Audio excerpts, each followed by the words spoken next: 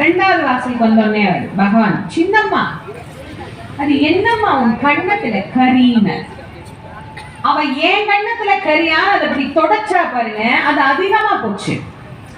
குனிமா நான் தான் உனக்கு ஒரு பையன் இருக்கிறேன்ல நீ ஏன் கவலைப்படுற நான் தொடச்சு விடுறேன் அப்படின்னு இந்த கண்ணத்துல இருக்கிற கறி இப்படி துடைக்கிற மாதிரி வாயில இருந்த வெண்ணெய் கையில இருந்த வெண்ணெய் எல்லாத்தையும் எடுத்து அவ வாயில தடவி மாமா மாமா இங்க வா இங்க வா இங்க வா இவதான் வெண்ணெய் தேடி தின்னுட்டு இருந்தா இவனை பிடிச்சி நான் எடுத்துட்டு வந்துட்டேன் வந்து பாரு. இப்ப யசோத வந்து பாக்குறா இவரு வாயெல்லாம் வெண்ணெய் கையெல்லாம் வெண்ணெய். கண்ணா பொல்லா பயலே எல்லாத்தையும் நீ தின்னுட்டு என் வாயில நீ தானடா கடவுனே என்னைய இப்ப திருடி ஆக்கிட்டியே என்ன ஏமா நல்லா அந்த மூஞ்ச பார்த்து சொல்லு. நானா வெண்ணெய் எடுத்து உன் வாயில தடவுனேன் இந்த பாரு இந்த மூஞ்ச தடவுச்சு நல்லா பார்த்து சொல்லு. நானா வெண்ணெய் எடுத்து உன் வாயில தடவுனேன் எப்படிமா தடவ முடியும்? நீ 5 அடியில இருக்கிற நான் பாவம் 1.25 அடியில இருக்கிறேன். உன் வாய் எனக்கு 8 மாடி 8 மாடி ஒரு 2 அர்த்தத்துல வேற பேசுவார்.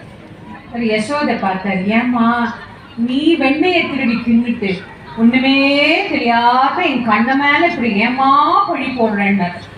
சுவாமி திருடினாரான்னு கேட்டா உண்மை திருடினார். அருணகிரிநாதர் எழுதினார் நவநீதமம் திருடி உரலோடு ஒன்றும் ஹரி ரகுராமர் சிந்தை மகிழ் மருகோனே. திருட்டு பயலுக்கு பொண்ணு கொடுத்த மாமனார் யாருன்னா அவரும் ஒரு திருட்டு பயதான். இது ஒரு திருட்டு குடும்பம் தான். என்ன அப்பா பொண்ணை திருடின தாக்ஷாயினியை திருடிட்டு போய் கல்யாணம் பண்ண அப்போ பையனுக்கும் திருட்டு புத்தி இருக்கும்ல. முருகனை என்ன பண்ணாரு பள்ளியை திருடிட்டு போய் கல்யாணம் பண்ண.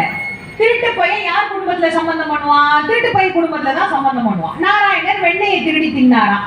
அதான் ஒருத்தர் கேட்டாரு உன் பரம்பரையே திருட்டு பரம்பரையா இருக்கே எங்க உள்ளத்துல இருக்கிற எண்ணங்களை எல்லாம் மாசுகளை எல்லாம் திருட உனக்கு தெரியாதான்னு கேட்டேன். எல்லாம் திருடன் தானே திருட்டு பையன் திருடன் தானே பொண்ணு கொடுப்பான் நல்லா வேணா பொண்ணு கொடுப்பான். அவர் சொன்னார் மாமனார் திருட மருமகனும் திருட. அவர் திருடினார் ஒத்துக்கிட்டார் எல்லாரும் ஒத்துக்கிட்டாங்க. நவநீதம்னா வெண்ணையை திருடி தின்று உரலிலே கட்டுண்ட நாராயணருக்கு பிரியமான மருமகனே அப்படித்தானே சொன்னாரு. அவர் ஏன் வெண்ணெய் திருடணும்? அவர் ஏன் அந்த வெண்ணெயை சாப்பிடணும்? அந்த வெண்ணெய் அப்படின்னா என்ன? நாங்க ஏதோ வீட்டுல இப்ப கடைஞ்சு தபால் இறக்குறது இப்பெல்லாம் கடையிறீங்களான்னு எனக்கு கடையிறதுலாம் இல்லை. ஏற்கனவே எங்களை வீட்டுல கடகடன் கடைகிறாங்கம்மா. இதுல எங்களை வெண்ணெய் வேற கடைய சொல்றீங்களே இதெல்லாம் நியாயமா அப்படிங்கிற மாதிரியே பாக்குறீங்களே. கடையிறது இல்ல கடையில வேணா வாங்கி வைப்போம் வெண்ணெய் வாங்கி வைக்கிறோம். இந்த வெண்ணெய் அவர் சாப்பிட்டாருன்னு நாங்க நினைச்சிட்டு இருக்கோம். ஆனா அந்த வெண்ணெய்க்கு ஒரு தாற்பயம். இந்த பால் வியாபாரிகள்லாம் இருக்கிறாங்கல்ல அவங்க எல்லாம் தங்கள் தாராளமான குணத்தை பால்ல தான் காட்டுவாங்க திருவாரூரை தவிர. இந்த ஊர்ல நான் பால் குடிச்சது இல்லை எந்த ஊர்லயும் நான் குடிக்க மாட்டேன். அதனால நான் பால் குடிக்கிறத நிறுத்தி பல வருஷம் ஆச்சு. பால் வியாபாரிகள்லாம் இப்போ எப்படி இருக்கிறாங்கன்னு எனக்கு தெரியாது. அதனால நான் சரியாக சொல்லணும்ல. முந்தியெல்லாம் 1/2 லிட்டர் பாலுக்கு வஞ்சகமே இல்லாமல் 1/2 லிட்டர் தண்ணி ஊற்றலாம். பாலுக்கு ரொம்ப நல்ல குணங்க. அது காட்டியே கொடுக்காது. தன்னோடு சேர்ந்த தண்ணீர் தன்னை விட தரத்தில் தாழ்ந்திருந்தாலும் அதுக்கு எல்லாத்தையும் சமமாக கொடுக்கும். விலையை கொடுத்து குணத்தை கொடுத்து மதிப்பும் கொடுக்கும். 1/2 லிட்டர் பாலுக்கு 1/2 லிட்டர் பால் என்ன விலை விற்கிது? 20 ரூபாயா 25 ரூபாயா 30 ரூபாயா ஏதோ ஒரு விலை விற்கிது. ஒரு 20லேருந்து 30 ரூபாய் விற்கிதுன்னு வச்சுக்கோங்களேன். 1/2 லிட்டர் பச்சை தண்ணிக்கும் அதே விலை கொடுத்து தானே வாங்குறீங்க. யாராவது பால் தனியாக பச்சை தண்ணி தனியாக விலை கொடுக்குறாங்களா? இல்லை இதுக்கு என்ன விலையோ அதே விலை கொடுத்து தானே வாங்குறோம். அது எல்லாத்தையும் ஒன்றா தானே கொடுக்குது. விலையை கொடுக்குது குணத்தை கொடுக்குது மதிப்பும் கொடுக்குது. அதை வாங்கிட்டு வந்து தாய்மார்கள் காய்ச்சுறோம். பாலை காய்ச்சணும்னு அவசியம் இல்லை. பாலுக்குள் மறைந்திருக்கிற தண்ணீரின் அளவை வற்ற வைக்கிறோம். அப்ப இந்த பாலுக்கு என்ன வருது? கோபம் வருது. ஏ அக்னி பகவானே என்னோடு சேர்ந்த என் நண்பன் தண்ணீரை நீ வற்ற வைக்கிறாயா? உன்னை நான் என்ன செய்கிறேன் பார் அப்படின்னு பானையில் இருக்கிற பால் முழுக்க பொங்கி என்ன பண்ணோம் வருமா? குக்கர்ல காய்ச்சினா வராது.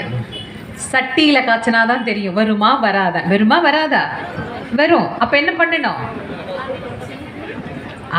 அப்பா இத பதில் தெரியாதவங்க எல்லாம் குக்கர்ல காய்ச்சுறீங்கன்னு அர்த்தம்.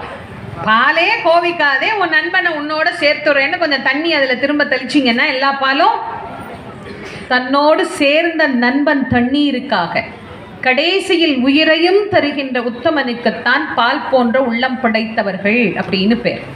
அந்த பாலை காய்ச்சி இளம் சூட்டில் உரையிடணும். ரொம்ப ஆரியும் உர ஊத்துனா தயிர் நல்லா இருக்காது, சூடா உர ஊத்தினாலும் தயிர் நல்லா இருக்காது. இளம் சூடு. அதனால்தான் நல்லவைகளை விதைக்கிற போது இளமையிலேயே விதைக்க வேண்டும்.